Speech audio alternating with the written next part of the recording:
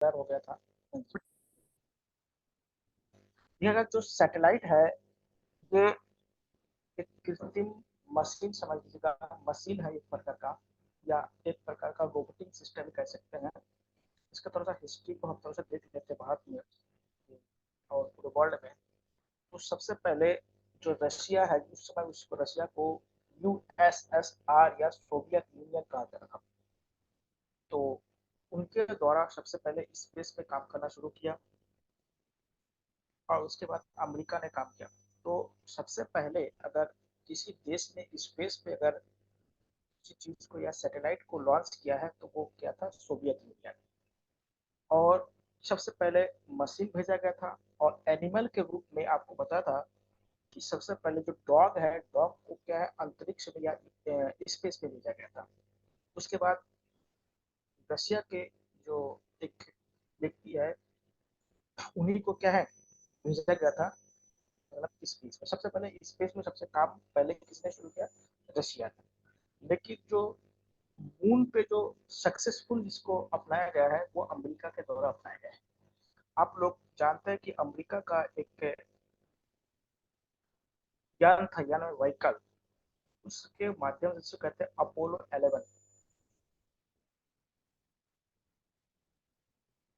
Apollo 11 जो है, ये सबसे पहले मानव सहित, यानी मानव सहित क्या है, चंद्रमा पे या मून पे पहुंचा था मानव सहित। अब जानते हैं अमेरिका के जो अंतरिक्ष स्टेशन है उसको नासा कहा जाता है, और भारत का इसरो कहा जाता है, ये लोग जानते हैं। तो देखिएगा मानव सहित क्या है, अपोलो 11 पहुंचा था चंद्रमा पर। और उसमें जो न्यू अमस्टम था उन्होंने सबसे पहले चंद्रमा पर कदम रखा था। ठीक है, तो ये सक्सेसफुल अभी तक क्या है, मानव में अगर देखा जाए तो यूएसए ही क्या है मानव को भेज पाया है। यूएसए क्या है मानव को क्या है अभी तक क्या चंद्रमा पर भेज पाया है। लेकिन इसमें भी विवाद है, विवाद पे हम नहीं जाते हैं, जो ऑफिशियल है उसको हम मान के चलते हैं कि अपोलो 11 के माध्यम से ही क्या है ये चंद्रमा पे गए थे। और नील आर्मस्ट्रांग क्या है, सबसे पहला व्यक्ति है जिसका नाम है,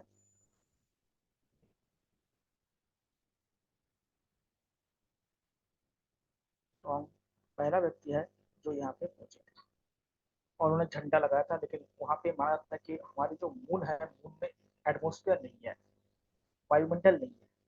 तो उसमें वो झंडा को थोड़ा सा लहराते हुए दिखाया गया था, इसलिए लोगों को, बहुत सारे लोगों का शक हुआ कि वहां पे जब एटमोस्फेयर नहीं है तो वो मतलब वाइब्रेशन उसमें झंडे में कैसे आया या उसमें लहर कैसे आया। वो भी एक विवाद का विषय है, उसमें हम नहीं करते। इसके बाद देखिएगा, अभी आप लोगों ने देखा होगा कि रशिया ने दोबारा लूना नमक करके, लूना 25 करके क्या है भेजा गया था, लूना। ठीक है, तो ये क्या अभी वो लैंडिंग नहीं कर पाया, अभी जस्ट 2 दिन पहले की बात है, इसमें हम लिया था। अब थोड़ा हम भारत का देखते हैं कि भारत का जो इसरो है, जैसे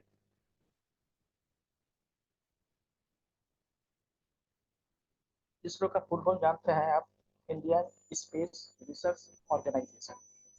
ठीक है,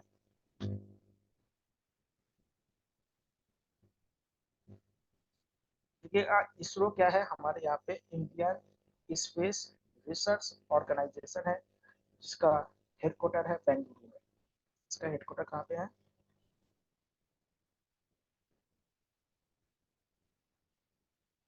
बेंगलुरु। पहले उसको बेंगलुरु कहता था, उसका बेंगलुरु हो गया, जो कर्नाटक में स्थित है। ये 1960 59 में इसको एक विभाग के रूप में इसको बनाया गया था। 59 में इसको बनाया गया था। इनका काम क्या है, जो हमारे अंतरिक्ष अनुसंधान करना, अंतरिक्ष अनुसंधान करना, यानी जो स्पेस संबंध जो रिसर्च है उसको करना, समझेगा। तो उसको क्या है इनका मेन काम है। और ये जो इसरो है, ये क्या होता है, ये हमारे प्रधानमंत्री के डायरेक्ट निर्देशन में काम करता है। और इसके लिए जो मंत्रालय होता है वो डायरेक्ट प्रधानमंत्री के अंडर होता है ये मंत्रालय, ध्यान दीजिएगा। तो ये क्या है, स्पेस के लिए काम करते हैं। अब देखिए भारत में देखिएगा, सबसे पहले भारत द्वारा जो सैटेलाइट बनाया गया था, देखिए सबसे पहले भारत को जो सैटेलाइट था वो रशिया के जो स्पेस सेंटर है वहां से लॉन्च किया गया था, जिसका नाम आर्यभट्ट था। तो आर्यभट्ट क्या है, भारत का पहला क्या है, सैटेलाइट है आर्यभट्ट। तो इसका हिस्ट्री भी जान लीजिएगा, भारत का प्रथम उपग्रह।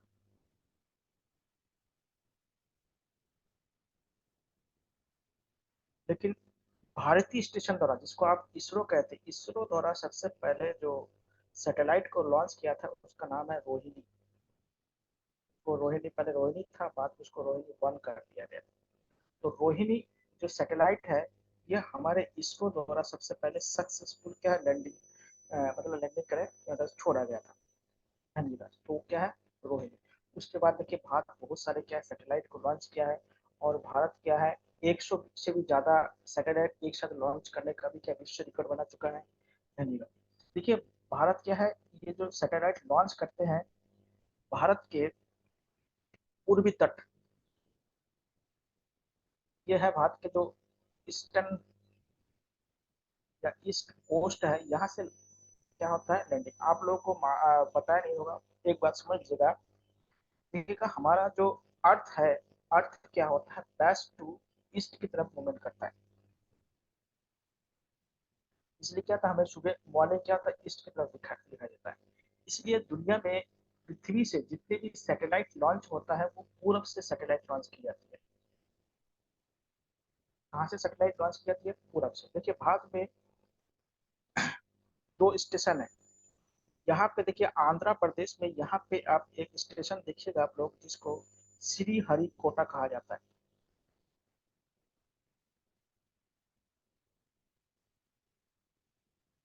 जो अधिकतर सैटेलाइट क्या होता है यहाँ से लॉन्च किया था। और यहीं पे दूसरा है विक्रम भाई,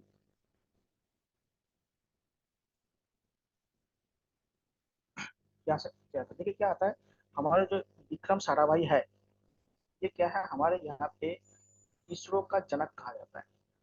धनजी का विक्रम साराभाई को क्या कहते हैं, इसरो का क्या जनक कहा जाता है। इन्होंने सबसे पहले क्या है, इसरो के निर्माण में इनका बहुत ज्यादा योगदान था। एक विक्रम साराभाई का नाम हम लोग कहते हैं, तो विक्रम। अभी देखिए एक नया स्टेशन बनाया गया है, ये तमिलनाडु में बनाया गया, अभी ये मतलब चालू नहीं हुआ है, यहाँ पे बनाया जा रहा है।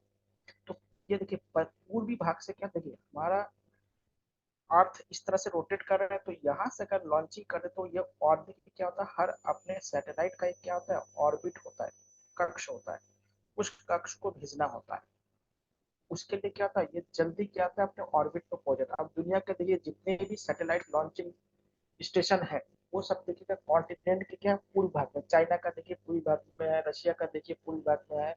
उसके बाद देखिएगा अमेरिका का जो फ्लोरिडा में है वो भी क्या है, अमेरिका के पूर्वी भाग में है। या फ्रेंच गुयाना हो गया, सब अधिकतर क्या है, सब पूर्वी भाग में है।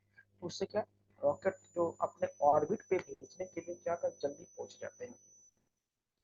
उसके बाद देखिएगा जो रॉकेट होते हैं, या जो हमारा रॉकेट को ले जाने के लिए, या जो हमारे सैटेलाइट होता है उसको ले जाने के लिए क्या होता है, दो प्रकार के क्या होते हैं, वाहन होते हैं, या यान कह सकते हैं, या व्हीकल कर सकते हैं। ठीक है, एक होता है ESLV कहते हैं, GSLV। देखिए इसका मतलब होता है पोलर सैटेलाइट लॉन्चिंग व्हीकल कहते हैं, इसको कहते हैं पोलर सैटेलाइट लॉन्चिंग व्हीकल कहते हैं। और ये कहते हैं जियो स्टेशनरी सैटेलाइट लॉन्चिंग व्हीकल कहा जाता है। अगर किसी सैटेलाइट को, हमें देखिए ये हमारा अर्थ है, अर्थ के यहाँ पे पोल है और यहाँ पे पोल है। हमें अगर किसी पोल पे अगर किसी सैटेलाइट को लॉन्च करना है होता है, तो उसके लिए PSLV का इस्तेमाल करते हैं। देखिए जो PSLV से जो सैटेलाइट को लॉन्च करते हैं ना, वो क्या होता है, पृथ्वी का पूरा, पृथ्वी का इमेज लेता है। क्योंकि यहाँ पे अगर हम इसको करेंगे, तो पृथ्वी जब घूमेगा तो क्या होता है, यहाँ से पृथ्वी का हर भाग क्या होता है, उस सैटेलाइट के सामने से जाएगा तो उसका क्या होता है, इंफॉर्मेशन उस सैटेलाइट के माध्यम से भेज सकते हैं। ऐसे जो सैटेलाइट होता है, जैसे जासूसी करने के लिए कोई सैटेलाइट बनाया है, या कोई इमेजिंग लेने के लिए किया, या खनिज वगैरह प्राप्त करने के लिए कोई है, तो या मौसम संबंधित कोई सैटेलाइट है, तो उस सैटेलाइट को क्या होता है, इस तरह से पोलर सैटेलाइट उसको कहा जाता है, उसको लगाया जाता है। जीएसएलवी का मतलब तो जियो स्टेशनरी, इसको एक जगह फिक्स किया जाता है। जैसे मान लेते हैं यहाँ पे इंडिया है, तो इंडिया के यहाँ पे ही क्या होगा, इस सैटेलाइट को फिक्स कर दिया गया। और जैसे क्या होता है, हमारे पृथ्वी का जैसे रोटेशन होता है, उसी तरह से इस सैटेलाइट का रोटेशन यहाँ पे फिक्स किया जाता है। तो क्या होगा, ये हमेशा भारत का ही क्या होगा, फोटो लेंगे। जैसे आप लोगों को देखा होगा, इंफॉर्मेशन टेक्नोलॉजी के जितने भी सैटेलाइट होता है, इस तरह से सैटेलाइट होता है। या आप लोगों ने सेंसिंग जो सैटेलाइट होता है, जैसे आप लोगों ने देहरादून में देखा होगा, centre censoring radio censoring station है देहरादून में। तो वहाँ पे क्या होता है, जैसे हमें फॉरेस्ट का सैटेलाइट लेना है, इमेज लेना है कि कहाँ पे ज्यादा फॉरेस्ट है, कहाँ पे कम फॉरेस्ट है, फॉरेस्ट का क्या हो रहा है, या हमारे जियो स्टेशनरी क्या कर रहा है, या भूमि के अंदर क्या क्या है, उन सारी चीजों का।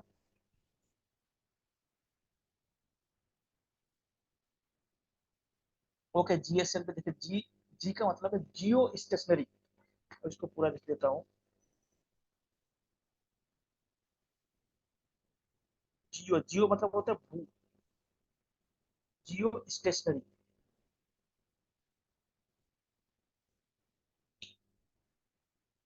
सैटेलाइट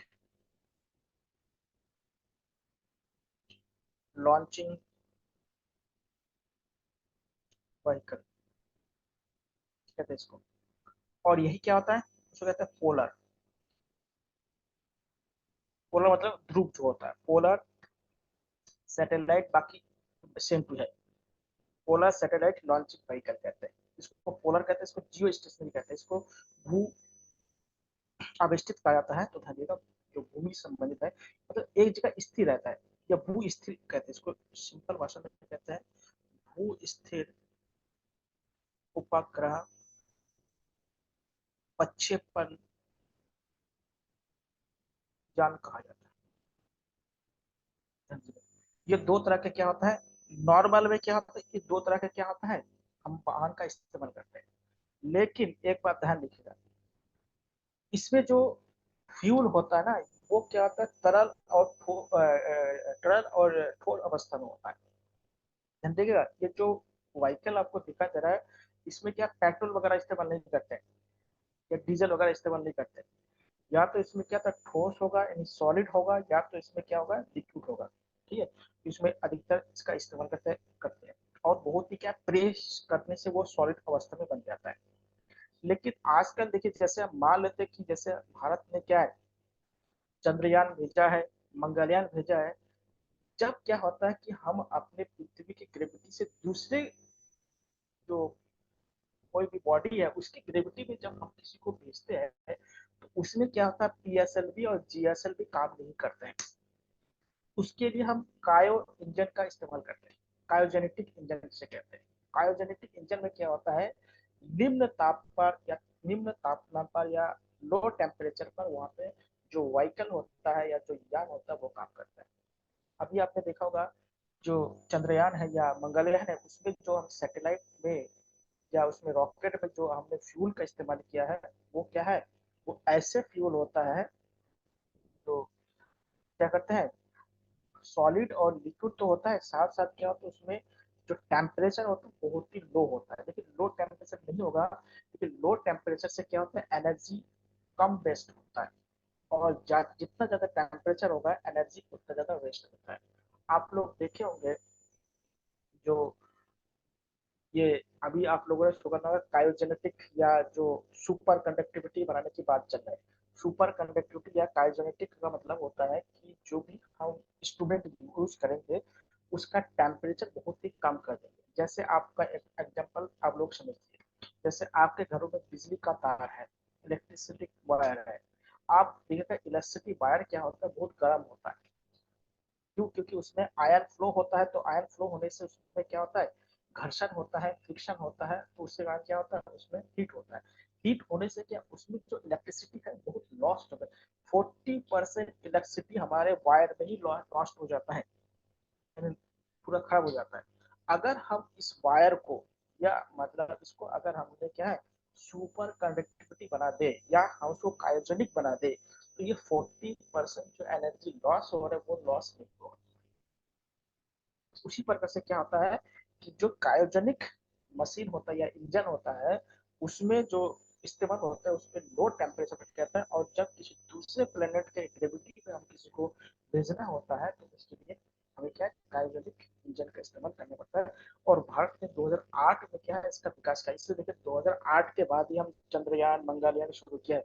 उससे पहले हमने इस तरह के यान को या इस तरह के मिशन को अंजाम नहीं दे पा रहे थे। क्यों नहीं दे पा रहे थे? क्योंकि हमारे पास क्या नहीं था, क्रायोजेनिक इंजन। देखिए पहले रशिया ने देने की बात किया था लेकिन वो क्या है टेक्नोलॉजी नहीं देने की बात किया था, खाली इंजन देने की बात। एक होता है इंजन खरीदना और एक होता है टेक्नोलॉजी खरीदना। तो रशिया से बात होता तो रशिया ने हमें क्या दिया था, इंजन देने की बात किया था। इसलिए भारत सरकार ने उसको लिया नहीं, क्योंकि अब तकनीक अगर नहीं लेंगे तो भाई उसको दोबारा बनाएंगे कैसे, उसमें डेवलपमेंट कैसे हो सकता है। तो भारत सरकार ने 2000 भारत के जो साइंटिस्ट है उन्होंने 2008 में क्या है बनाया था। उसके बाद देखिएगा चंद्रयान 1 चंद्रयान 2 और अब तो 3 पहुंच चुका है जो सॉफ्ट लैंडिंग के माध्यम से वहां पे पहुंचा है। तो ध्यान रखिएगा जो क्रायोजेनिक इंजन है वो क्या होता है, जब दूसरे बॉडी के ग्रेविटी पे हम किसी बॉडी को या किसी वस्तु को ले जाते हैं तो उसके लिए क्रायोजेनिक इंजन के लिए उसके लिए क्या होता है एनर्जी की ज्यादा आवश्यकता होती है। और जो पीएसएलवी और जो जीएसएलवी होता है ये क्या होता है कि पृथ्वी के ऑर्बिट में क्या होता है कि सैटेलाइट को रखना होता है। धन्यवाद। और अभी देखिए आपको बताया था जो गगनयान है वो भी भेजा जा रहा है। वो क्या है स्टेशन बनेगा, स्पेस स्टेशन बना जाएगा जहाँ पे क्या एस्ट्रोनॉट होगा जो अंतरिक्ष यात्री कहते हैं वो वहां पे जाके स्पेस में क्या होता है रिसर्च करेंगे। जैसे आप लोगों ने देखा होगा अमेरिका के बहुत सारे क्या है यात्री जाते हैं अंतरिक्ष यात्री के रूप में। जैसे आपने सुना होगा भारत के नागरिक थे कल्पना चावला का नाम तो आप लोग सुने होंगे, उसके बाद सुनीता विलियम्स का नाम आप लोगों ने सुने होंगे। तो ये क्या होता है वहां पे जाते हैं और वहाँ पे रिसर्च करते हैं। ऐसे भारत सरकार भी बनाने की सोच रहा है, तो बन गया है लगभग उसको लड़ने का। अभी देखिए भारत सरकार क्या अभी अभी प्रधानमंत्री का भाषण आप लोगों ने सुना होगा तो उसमें देखिए जो हमारा पीनस है उसके बाद बंगाल है या और भी जो प्लेनेट है उसमें भी नए नए रिसर्च करने के लिए इस तरह का जो अभियान है वो भेजने की बात की है। अभी आने वाले दिनों में कितना सक्सेस होता है वो हम देखेंगे। अब बात करते हैं कि देखिए लैंडिंग की बात करते हैं। देखिए अभी हमारा जो चंद्रयान 3 है उसके बारे में थोड़ा सा बात कर लेते हैं। आप लोग भी न्यूज पेपर में देखिए कल पूरा आ जाएगा। अगर आपके घर में न्यूज आते हैं पेपर आते हैं तो उसमें से जो आपको इम्पोर्टेंट लगे उसको मैं नोट डाउन कर लेंगे, हमें यहाँ पे थोड़ा सा बता देंगे फिर भी आपको जो इम्पोर्टेंट लगे वो भी आप नोट डाउन कर लीजिएगा। नहीं कोई समझ में कुछ नहीं आता फिर भी पूछ लीजिएगा। देखिएगा ये जो आज का डेट है 23 अगस्त, क्वेश्चन बहुत ज्यादा पूछ सकते हैं 2023 पूछ सकते हैं कि कब ये लैंडिंग किया। पहली बात। दूसरी बात पूछ सकते हैं कि जो लैंडिंग है वो किस तरह के लैंडिंग है। क्योंकि एक होता है सॉफ्ट लैंडिंग और एक होता है हार्ड लैंडिंग। आप लोगों ने सुना होगा कि हमारे यहाँ पे जो चंद्रयान 2 था उसका हार्ड लैंडिंग हुआ था, और हमारे ये जो चंद्रयान 3 है ये सॉफ्ट लैंडिंग किया है। ये अंतर आप लोग करिएगा। देखिए इन दोनों में क्या है रोबर्ट्स लगे हुए थे।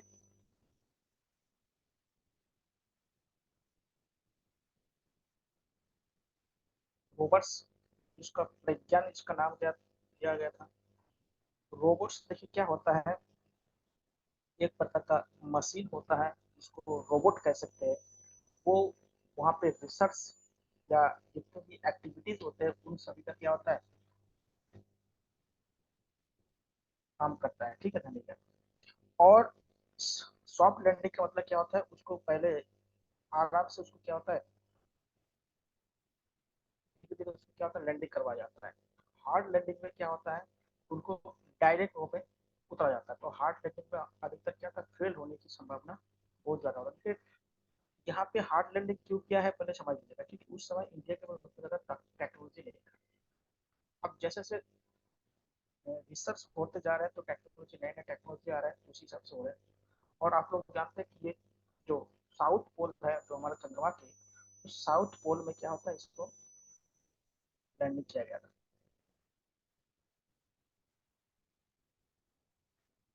ये साउथ पोल में अभी तक भारत ही एक ऐसा देश है, इंडिया एक देश है जहाँ के चंद्रयान को या इस तरह के सैटेलाइट को यहाँ पे लॉन्च किया गया है। तो इसको ध्यान रखिएगा। यहाँ पर ये क्या है, साउथ पोल में अधिकतर अभी इससे पहले जितने भी देशों ने अपने मिशन भेजे थे उनमें क्या था, नॉर्थ पोल पे किया गया था। तो ये साउथ पोल और नॉर्थ पोल में थोड़ा सा देखिएगा। जो नॉर्थ पोल है वहाँ पे क्या होता है, रोशनी बहुत ज्यादा है, सूर्य का जो प्रकाश होता है वो डायरेक्ट वहाँ पे गिरता है। और साउथ पोल पे क्या होता है कि आप जानते हैं चंद्रमा पे बहुत बड़े बड़े पर्वत है, माउंटेन है, उसका छाया गिरता है उस पर साउथ पोल पे। इसलिए क्या होता है वो थोड़ा डार्क रहता है, इसलिए वहाँ पे क्या होता है, लैंडिंग करना उतना आसान नहीं होता है। तो ये भी क्या होता है, एक चैलेंजिंग काम था। तो होता है, इसलिए आप लोग देखो, आप लोग को सुना होगा चांद, चंद्र पर या मून पे दाग होता है। ऐसे दाग कुछ नहीं होता है कि उसका जो छाया होता है, प्रतिबिंब से कहते हैं, शैडो कहते हैं, उसी कारण क्या होता है ऐसे दिखाई देता है। कुछ ऐसे दिखाई देता है, इसलिए वो ब्लैक रहता है। दूसरी बात है कि आपको पता है कि चंद्रमा जो है, चंद्रमा का जो 59% भाग क्या होता है हम पृथ्वी से देख सकते हैं,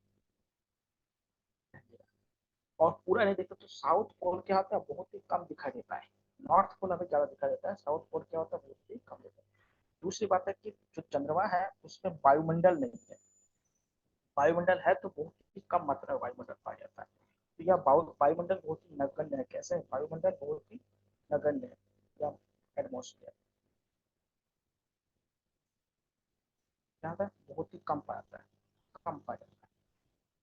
इसलिए क्या होता है जो चंद्रमा पे है वहां पे ग्रेविटी भी बहुत कम है। चंद्रमा पे क्या है, ग्रेविटी भी बहुत है। देखिएगा यहाँ पे पृथ्वी की जो ग्रेविटी है, हमारे अर्थ का जो ग्रेविटी है, अर्थ का जो गुरुत्व है, बल है, गुरुत्व बल, उसका क्या होता है चंद्रमा पर 1/6 होता है, 6 भाग चंद्रमा पर या मून पर होता है। यानी कुल मिला क्या है, यहाँ पे अगर और पृथ्वी पर आवाज कोई, कट कट के आ रही है। अब ठीक है आवाज, पृथ्वी पर अगर किसी व्यक्ति का या बॉडी का अगर वेट अगर 60 kg है, तो मून पर कितना हो जाता है, 60/6, यानी 10 kg हो जाता है। इसलिए आप लोगों ने अगर देखा होगा, जो नील आर्मस्ट्रांग जब चंद्रमा पर चल रहे थे, जो फोटो में अगर देखे होंगे, तो वहां पे चल नहीं पाते हैं। जैसे हम लोग पृथ्वी पर जिस तरह से पैर से चलते हैं, वैसे वहां पे चला नहीं जा सकता है, वहां से क्या उछलते हैं। चंद्रमा पर एक कदम के बाद जब दूसरा कदम देते हैं, देखिए एक कदम ये हुआ, एक कदम, और दूसरा कदम,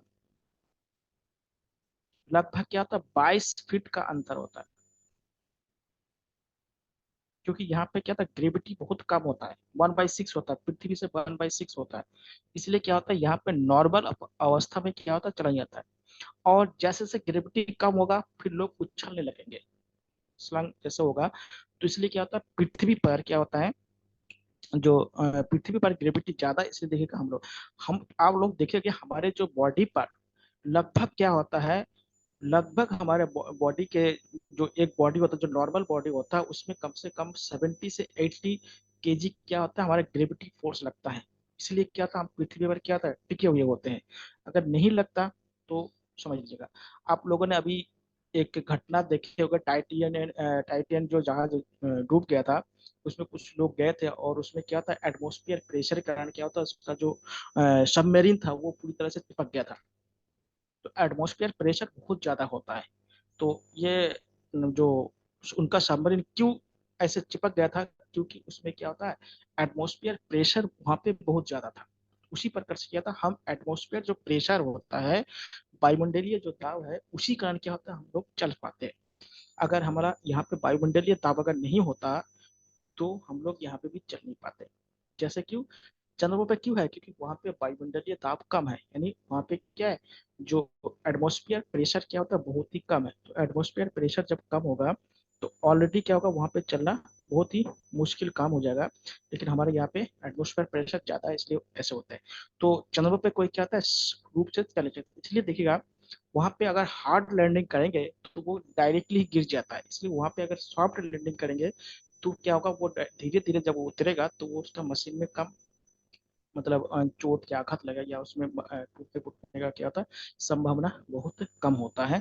इसलिए क्या होता है सॉफ्ट लैंडिंग बहुत अच्छा माना जाता है धरती का। तो भारत ने इस बार क्या है पहली बार हार्ड लैंडिंग किया था और इस बार क्या है सॉफ्ट लैंडिंग किया है और उसको सक्सेसफुल उनको मिला है। ठीक है, तो ध्यान दीजिएगा। उसके बाद एक बात और समझ लीजिएगा, ये आप देखिएगा ये जो हमारा सैटेलाइट है ये 2027 तक काम करेगा। जो हम लोग ने चंद्रयान 3 भेजे हैं, जो चंद्रयान हमारा 3 भेजा गया है, इनमें जितने भी मशीन वगैरह है ये क्या है 2027 तक क्या होगा काम करेगा, उसमें से इंफॉर्मेशन देगा। भारत सरकार का है कि इसके बाद जो चंद्रयान 4 होगा वो मानव वाला भेजने की संभावना है, तो उसमें मानव को भेजा जाए। इसलिए देखिएगा आपको बताया था, इसलिए भारत सरकार ने हमारे यहाँ पे गगनयान को उससे पहले भेजने की बात चल रहा है। उससे क्या होगा कि गगनयान जब भेजा जाएगा तो उसमें क्या होता है अंतरिक्ष या जो स्पेस के सारे इंफॉर्मेशन को गैदरिंग की जाएगी और उसके बाद क्या होता है मानव को भेजा जा सकता है। इसलिए आपको पता है कि जो चंद्रमा जो गगनयान फर्स्ट है या गगनयान को भेजा जा रहा है उसमें देखिएगा आपको व्योम मित्र नामक जो रोबोट्स है वो सबसे पहले उनको भेजा जाएगा। जो गगनयान भेजा जाएगा गगनयान, ये क्या है हमारा गगनयान क्या है अंतरिक्ष या स्पेस स्पेस स्टेशन कहते हैं या अंतरिक्ष स्टेशन कहा जाता है। ये भारत का अंतरिक्ष स्टेशन है। इसमें सबसे पहले किसको भेजा जाएगा, व्योम मित्र। व्योम मित्र क्या है एक रोबोट्स है, इनको सबसे पहले भेजा जाएगा। उसके बाद हमारे यहाँ के जो 4 एस्ट्रोनॉट है वो रशिया में उसको ट्रेनिंग दिया जा रहा है, फिर उनको भेजा जाएगा। तो देखिए ये सक्सेस क्या होता है एक दिन नहीं होता है, धीरे धीरे भारत होता है। आजकल देखिएगा हमारा जो इंडिया का जो इसरो है वो कॉमर्शियल काम भी कर रहा है, जैसे दूसरे देशों के सैटेलाइट को लॉन्चिंग करना भी कर रहा है। और आने वाले दिनों में क्या होता है जो हमारा जो इसरो है वो स्पेस टूरिज्म के बारे में भी सोच रहा है। अभी आप लोगों ने सुना होगा कि एलन मस्क का एक कंपनी है स्पेस एक्स, लोगों ने सुना होगा स्पेस एक्स का नाम सुना होगा। ये क्या है एलन मस्क का कंपनी है। ये क्या है अभी क्या है अंतरिक्ष टूरिज्म करवाता है, अंतरिक्ष पर्यटन करवाता है। अगर किसी को अंतरिक्ष में घूमना है या वहां पे जाना है अंतरिक्ष स्टेशन में उसका अनुभव लेना है तो इसके माध्यम से क्या होता है लोगों को ये सारी सुविधा क्या है प्रदान किया जाता है।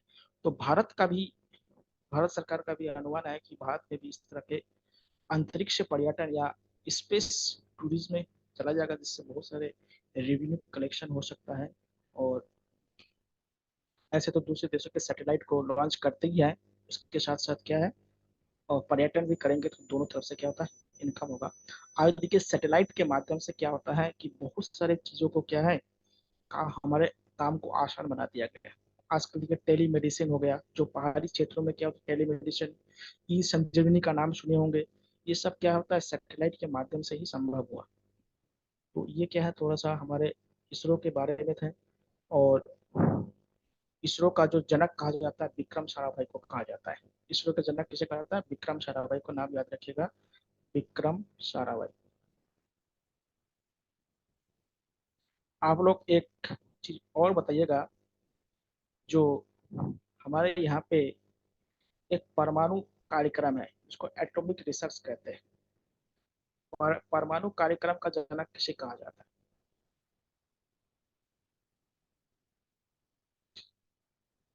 परमाणु कार्यक्रम का जनक यानी एटॉमिक जो प्रोग्राम है उसका जनक किसे कहा जाता है, ये आप लोग थोड़ा सा हमें बताइएगा। और देखिए जो अब्दुल कलाम थे वो भी क्या है, इसरो से और डीआरडीओ से क्या है उनका जुड़ा हुआ था, मेनली उनका डीआरडीओ से जुड़ा था जो डिफेंस के लिए होता है। देखिए डीआरडीओ का जो हेडक्वार्टर है वो दिल्ली में है और जो इसरो का है वो बेंगलुरु में है, इन दोनों को अलग अलग करके